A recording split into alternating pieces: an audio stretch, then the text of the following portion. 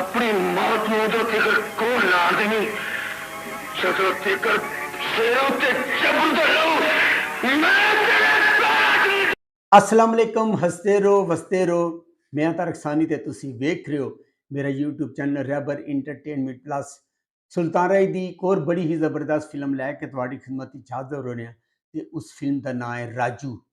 8 October 1972 बरोज़ जुमा release होने वाली black and white Punjabi film और इस फिल्म ने साइन वकर फिल्म ने रिलीज़ किया सी।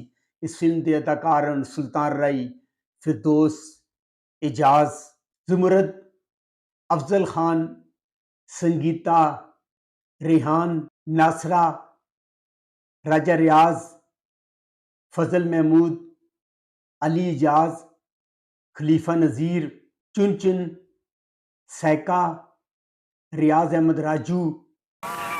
चुप करके टोली से बैठ जा।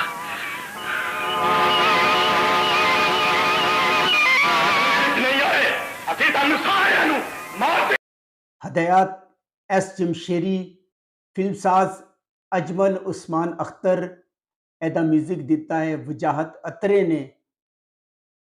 इस फिल्म के अंदर जो टाइटल रोल है अदाकार सुल्तान राय ने अदा किया है।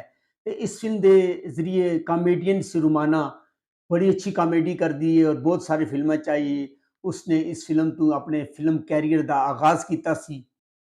शायरन हजी कादरी, बशीर खोकर, गुलकार नूरजहान, रूना लैला, मेहदी हसन, तसव्वुर खानम, अनायत हुसैन भट्टी, कैमरामैन इम्तियाज़ कुरैश।